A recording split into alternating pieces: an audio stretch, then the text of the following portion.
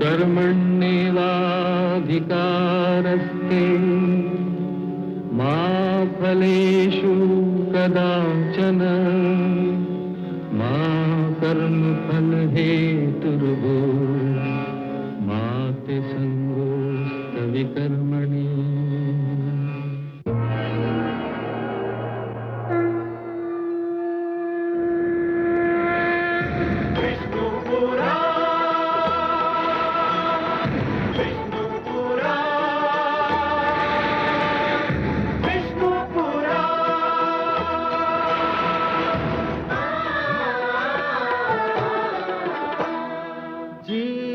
ज्ञान ब्रह्म ज्ञान अथ श्री विष्णु पुराण ओम की कथा महान जय श्री विष्णु पुराण विष्णु पुराण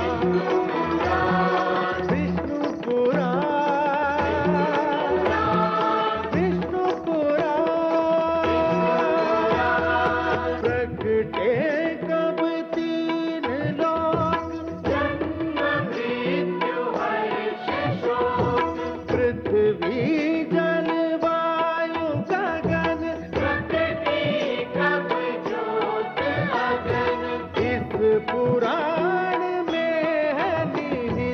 जप तप और योग ध्यान विष्णु पुराण विष्णु पुराण विष्णु पुराण।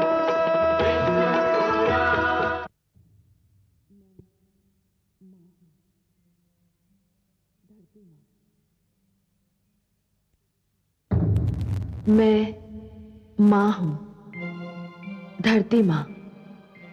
श्री विष्णु भगवान ने बड़े सुंदर ढंग से महाराज मनु को यह बताया कि जीवन का क्या महत्व है और मानव का अंत संभव है, जीवन का नहीं। जीवन निरंतर चलता रहता है। परंतु जब उन्होंने महाराज मनु से यह कहा कि जीवन की रक्षा करने के लिए वे नौका पर समस्त आवश्यक सामग्री और वस्तुएं अपने साथ ले जाएं, तो मैं सोच में पड़ गई। क्या श्री विष्णु भगवान ये कहकर महाराज मनु की परीक्षा ले रहे हैं? क्या वे ये जानना चाहते हैं कि मनु किन वस्तुओं और किस सामग्री को जीवन के लिए आवश्यक समझते हैं? सुमेरु पर्वत पर महाराज मनु जो कुछ अपने साथ ले जाना चाहेंगे वो क्या होगा? तुम्हारी ही भांति मुझे भी प्रतीक्षा है उस घड़ी की जब मनु और शत्रुपा श्री विष्णु की दी हुई नौका पर आवश्यक सामग्री रखना आरंभ करेंगे।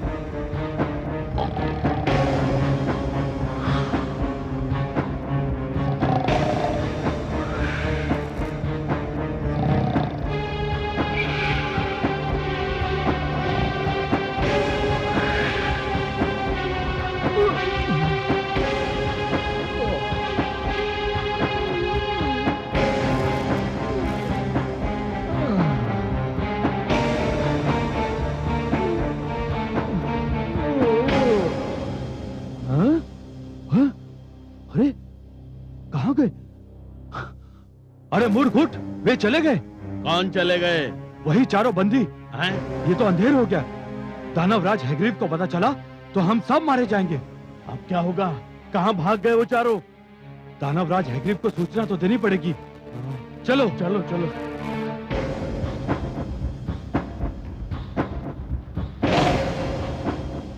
दुष्टों, मैं तुम्हारी जिह्वा खींच लूंगा। कहाँ गए वो चारों? पता नहीं दानवराज, एक क्षण को हमारी पलक झपक गई थी, बस उसी में वो कहीं भाग गए। एक क्षण?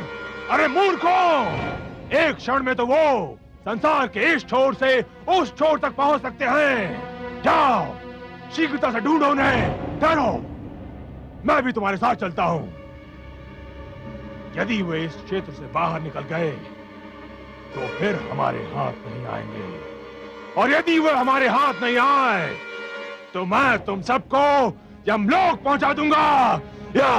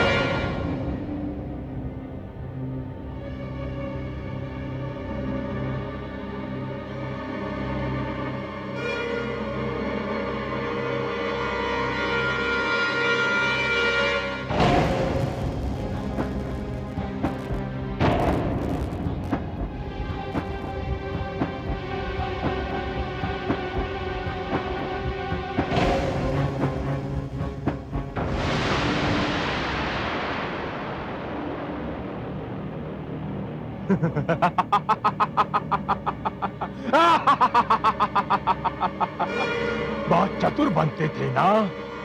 अभी निकालता हूं तुम सबकी चतुराई।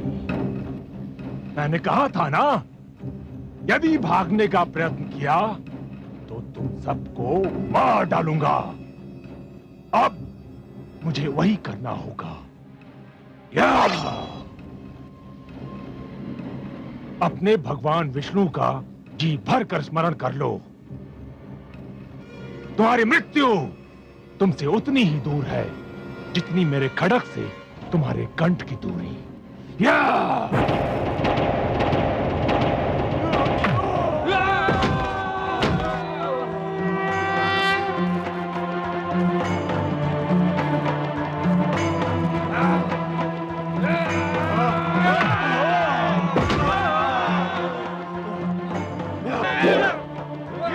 मार डालो इसे, ये जीवित न बचने पाए।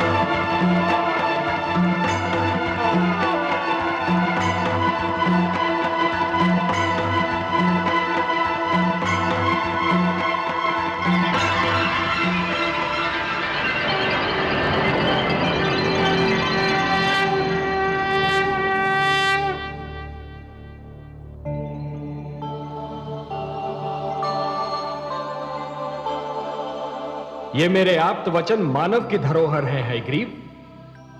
ये इस अपवित्र स्थान में नहीं रह सकते और तू इनको नष्ट भी नहीं कर सकता। इनकी रक्षा करना मेरा उत्तरदायित्व है। संभवतः तुम्हें मानव तक पहुंचाने का समय अभी नहीं आया है, और जब तक वो समय नहीं आता तब तक अंधेरे में भटकते हुए मानव जीवन के लिए उजाले का संदेश बने हुए तुम मेरे ही पास रहोगे।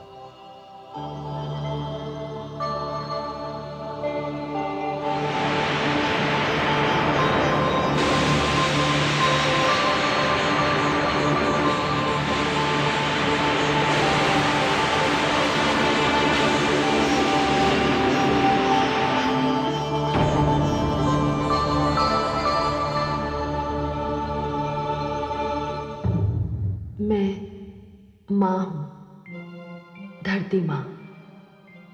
वेदों की रक्षा हुई, मैं धन्य हो गई। केवल इसलिए नहीं कि हयग्रीव का अंत हो गया, बल्कि इसलिए भी कि भगवान विष्णु ने मेरे निकट आकर मुझे विश्वास दिला दिया कि कोई तो है जिसे मेरी मानव जाति की, मानवता की चिंता है, जो किसी भी विपदा के समय हमारी रक्षा करता है। मैं आभारी हूं भगवान विष्णु की कि उन्होंने अपना वचन पूरा किया। उन्होंने वेदों का उद्धार करके मानव को वो ज्ञान कोश दिया जो आज भी मानव जीवन को सत्य का, धर्म का मार्ग बता रहा है।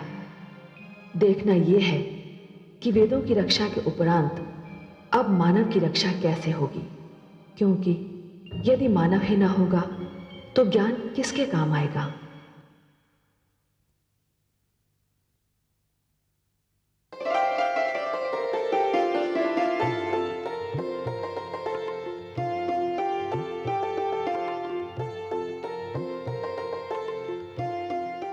स्वामी, नौका के तल में वो सभी आवश्यक वस्तुएं मैंने रख दी हैं। पौधों के बीज, पशु पक्षियों के जोड़े, जो कुछ भी यहाँ था वो सभी मैंने रख लिया है। और हाँ, कोयल की एक जोड़ी भी मैंने रख ली है। उसकी कूक मेरे मन को बहुत ही भाती है। और काग की जोड़ी वो नहीं रखी तुमने? परंतु काग, उसकी बोली तो बहुत ही कर्कश होती है, मुझे तनिक भी नहीं सुहाती। प्रिय, प्रकृति ने हमें जो कुछ भी दिया है वो अकारण नहीं, उसकी कोई ना कोई उपयोगिता अवश्य है। कुछ वस्तुओं की उपयोगिता का ज्ञान हमें हो चुका है और कुछ वस्तुओं की उपयोगिता हमारे लिए अभी तक रहस्य बनी हुई है। हां, परंतु उनकी उपयोगिता अवश्य है। मानव मस्तिष्क का जैसे जैसे विकास होता जाएगा, ये रहस्य खुलते जाएंगे। परंतु काग की क्या उपयोगिता है स्वामी? क्यों? जब मैं कई कई दिन तपस्या करके घर लौटा तो तुम्ही ने कहा था कि तुम पहले से ही जान गई थी कि मैं आने वाला हूं। मेरे ये पूछने पर कि तुमने ये कैसे जाना, तुम ही कहती थी कि मुंडेर पर कागा बोला और तुम समझ गई कि मैं आ रहा हूं। तो काग की उपयोगिता तुम स्वयं मान चुकी हो। तब तो मुझे नौका में विषैले सर्प भी रखने होंगे स्वामी। अवश्य रखने होंगे देवी। कई ऐसे रोग हैं जिनकी औषधि विष है। क्या सर्प का विष कई रोगों की औषधि नहीं है?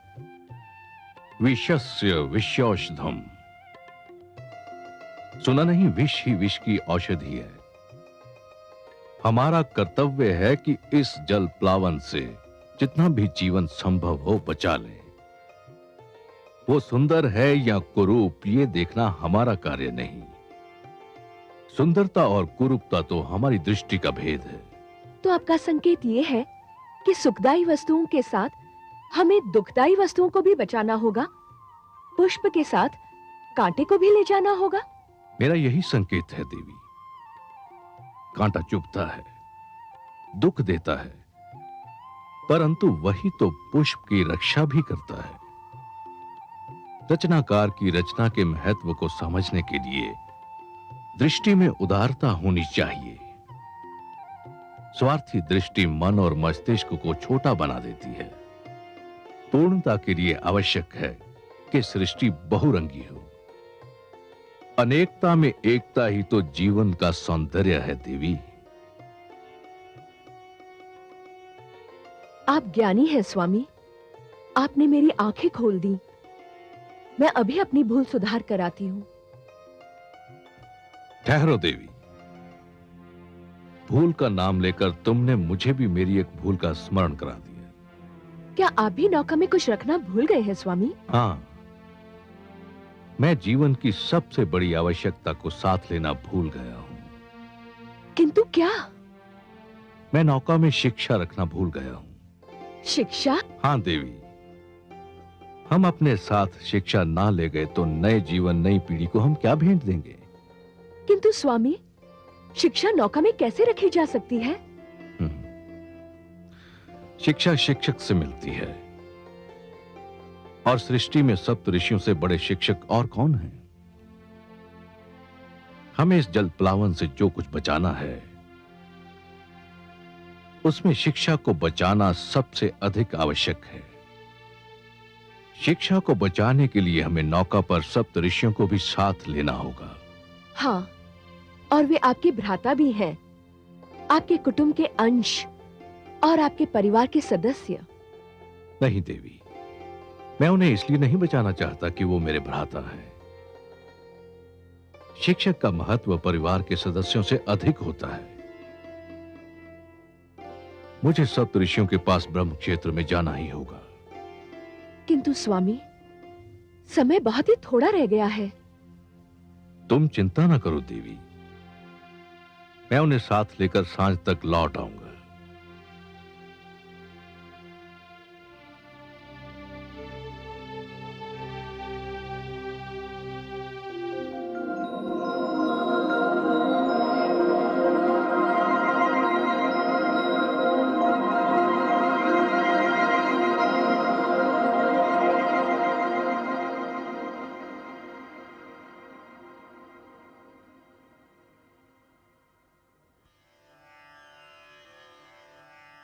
प्रणाम।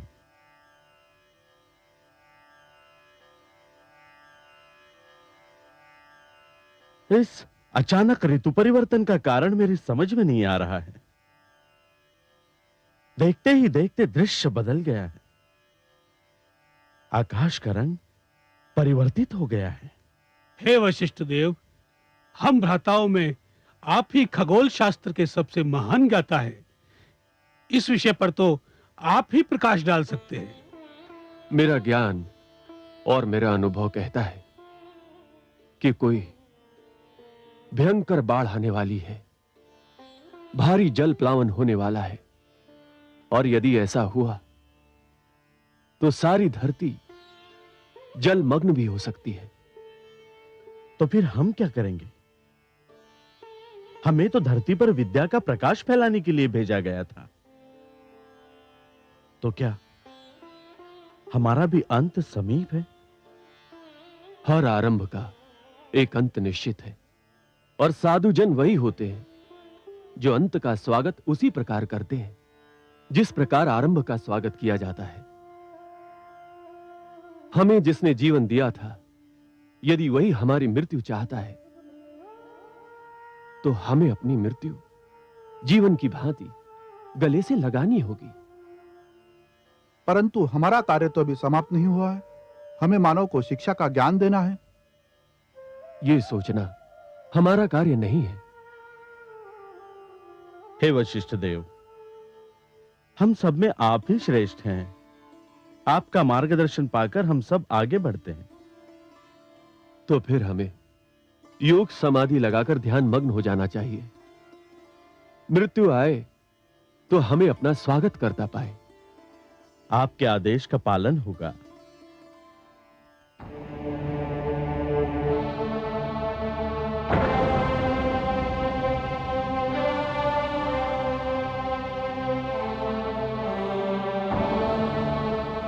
हे महान गण, अपना ध्यान तोड़िए, मुझे आपकी आवश्यकता है।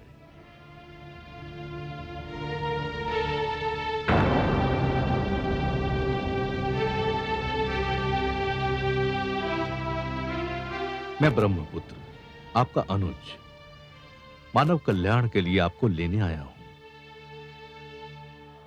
इस जल प्लावन के उपरांत जो जीवन आरंभ होगा, आप नहीं होंगे तो वो अंधकार में भटकने लगेगा।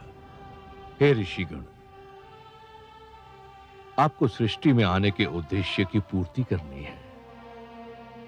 मानव जाति के लिए, जीवन के लिए आपका मेरे साथ चलना अनिवार्य है। आंखें खोलिए, समय हाथों से निकला जा रहा है।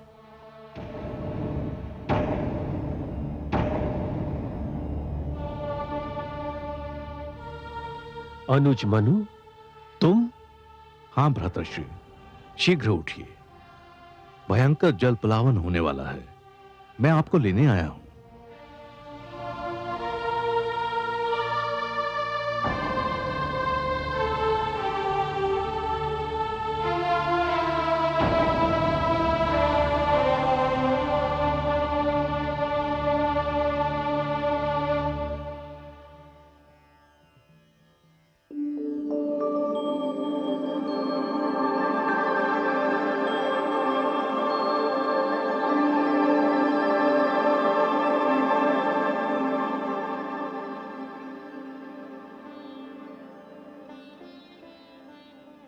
देवी, धरती पर जल प्लावन का समय आ गया है।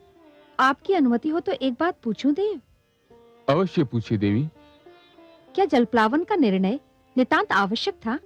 ब्रह्मा जी का उद्देश्य बहुत उच्च, बहुत महान, बहुत पवित्र है, और इस उद्देश्य की पूर्ति के लिए धरती का स्वच्छ होना अनिवार्य है। पर प्रभु, क्या इस जल प्लावन में सब कुछ डूब जाएगा? देवी, हम त्रिमूर्ति हैं, ब्रह्मा, विष्णु और मैं। हम तीनों के अपने अपने कार्य क्षेत्र हैं, और हमें से कोई किसी दूसरे के कार्य क्षेत्र में पग नहीं धरता। ब्रह्मा जी अपना कार्य कर चुके हैं, अब मैं अपना कार्य करने जा रहा हूं। इस जल प्लावन में क्या डूबेगा और क्या बचेगा, इसका ज्ञान तो केवल श्रीहरि विष्णु को है, क्योंकि ये उनका कार्य क्षेत्र है। पर प्रभु, इसके उपरांत होगा क्या? उसके उपरांत सब कुछ शांत हो जाएगा। परंतु देवी, ये सब प्रश्न आप क्यों पूछ रही हैं? आपके सहयोग से ही तो मैं यह कार्य करूंगा। मैं कुछ समझी नहीं देव। आप मेरी प्रेरणा हैं। आपसे शक्ति पाकर ही मैं हर कार्य करता हूं। मैं आपको कैसे शक्ति दूंगी प्रभु? मेरे भीतर समाकर। तनिक इस कैलाश को भी तो अर्धनारीश्वर का रूप देख लेने दीजिए। जो आज्ञा प्रभु।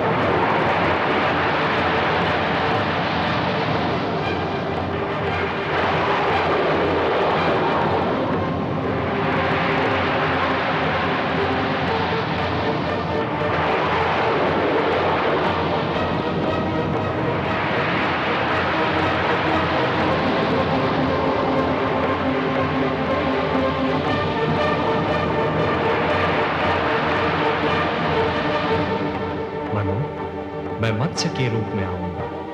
तुम इस नौका को मेरे सींग से बांध देना। मैं तुम्हारी नौका को सुमेरु पर्वत पर ले जाऊंगा।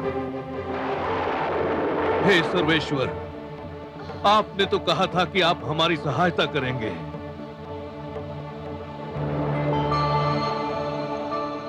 शान्ताकारं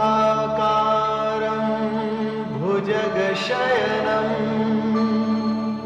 पद्मनाभं सुरेशं विश्वाधारं गगनसदृशं मेघवर्णं शुभांगं लक्ष्मीकान्तं कमलनयनं योगिभिर्ध्यानगम्यं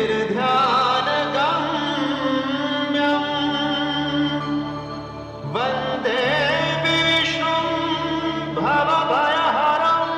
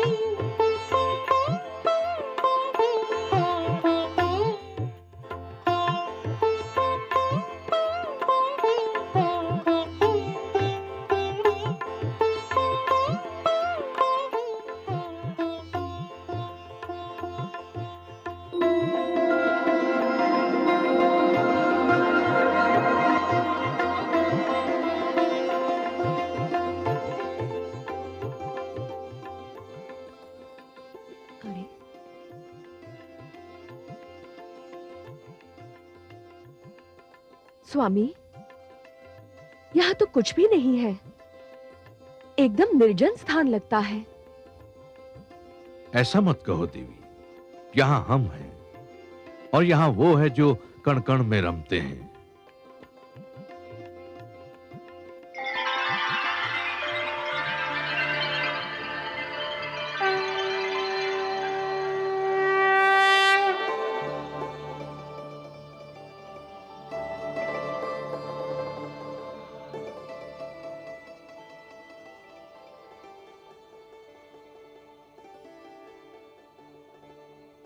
हे नारायण, आपके दर्शन मिले, नैनों के भाग्य जागे, आत्मा की प्यास बुझी। इस क्षण के आगे जीवन का हर एक क्षण तुच्छ है। हे विश्वेश्वर, आपने जलप्लावन से हमारी रक्षा की, आपको कोटि कोटि धन्यवाद। हे मनु, इस भयंकर जलप्लावन में शिक्षा और गुरु की रक्षा करने में जो तुमने तत्परता दिखाई, वो भी सराहनीय है। तुमने मानव कल्याण के उद्देश्य के लिए साधना की, व्रत धारण किया, और हे शतरूपा, इन सब शुभ कार्यों में अपने पति का साथ देकर तुमने अपने पत्नी धर्म का पालन किया है।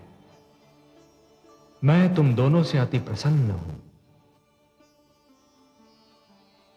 और समस्त मानव जाति में केवल तुम दोनों को चुनने का एक विशेष कारण भी है।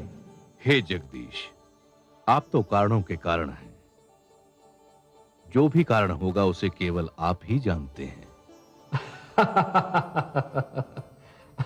मैं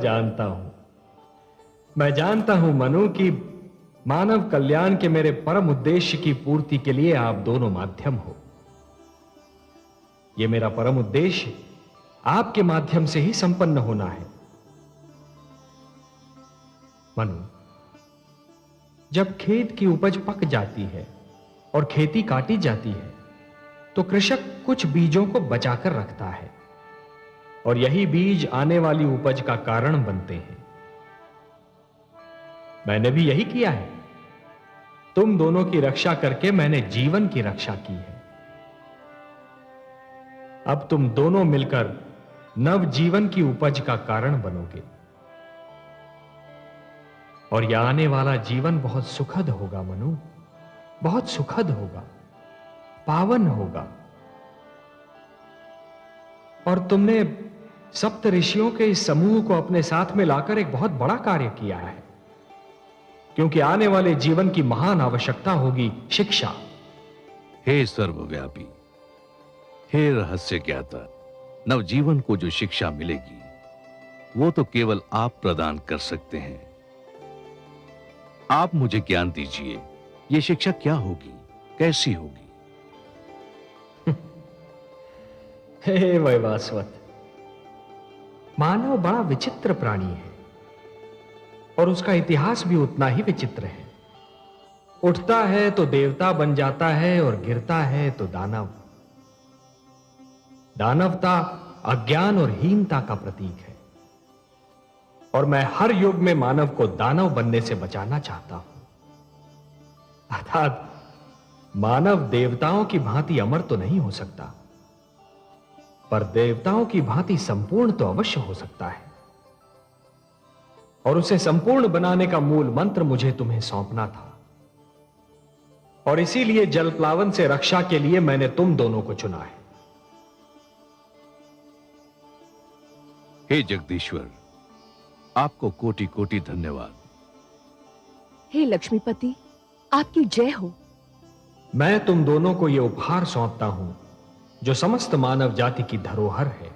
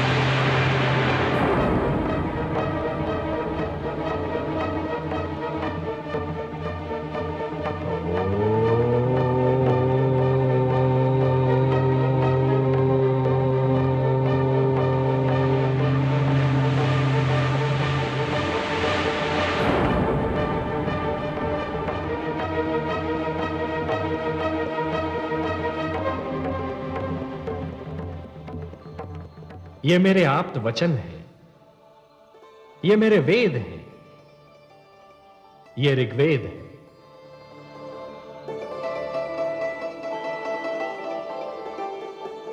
ये यजुर्वेद,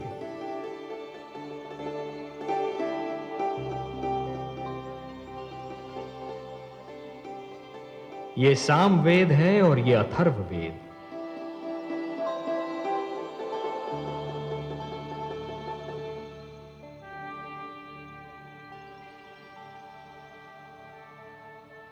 ये मेरे सबसे बड़े वरदान हैं। मानवता को ये मेरा उपहार है। ये मेरे आप्त वचन तुम्हें और तुम्हारे उपरांत आने वाली हर पीढ़ी को जीवन के नियमों का ज्ञान देंगे। कृपा हुई भगवान की, लिया मत्स्य अवतार, वेदों की रक्षा हुई, किया बड़ा उपकार। अंत हुआ हयग्रीव का, हुआ पाप का नाश, फैल गया संसार में चारों ओर प्रकाश, चारों ओर प्रकाश। जो सुनेगा ये पुराण पाएगा सुख और ज्ञान, पाएगा सुख और ज्ञान। कर्म को ही धर्म जान, प्रेम की तू छेड़तान, प्रेम की तू छेड़तान। बीते युग बता रहे हैं, बीते युग बता रहे हैं, सत्य पथ पे चल सुजान। विष्णु पुराण